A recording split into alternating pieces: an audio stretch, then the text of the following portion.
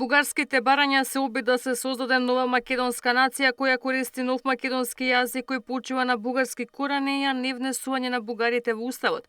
Вели премиерот Мицкоски по последните пораки од Софија дека со нив нема репреговарање и договорот мора да се исполни. Обвини дека екс-министерот Османи го знал ваквото сценарио и стави нож во македонскиот идентитет со преговарачката рамка.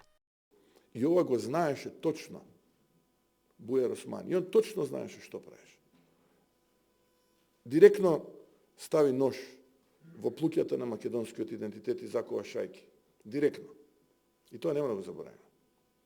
Тоа никош нема да го забораваме. Прифаќајќи го францускиот предлог. Директно закова шајки во рацете и нозете на македонскиот идентитет. Но ние ќе се бориме. Секаде ќе се бориме. Секаде. И тоа се гледа, и ефектите од таа борба се гледаат. Ние немаме друга опција. Ке се бориме до крај, додека можеме. Не знам дали ќе успееме.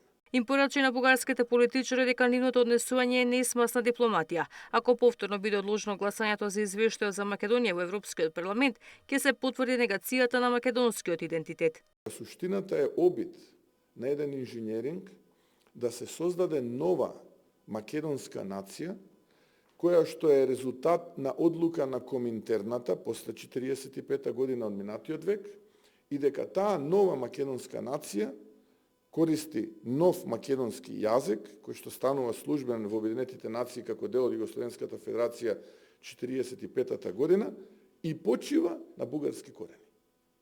Тоа е суштината. Секој оној кој што тоа не го гледа, или е политичка, ќе повторам, аналфабета, или не треба да се занимава со политика. По последните пораки од официјална Софија, обвинувањата за македонски тајни лобирање во европските институции нема ниту потврда за средба меѓу македонска и бугарска делегација на самитот на НАТО. Мицкоски најави и разговор со претседателот на Европскиот совет Кошта како иницијатор на таквата средба која Македонија ја прифати. Се уште се чека одговорот од Бугарија.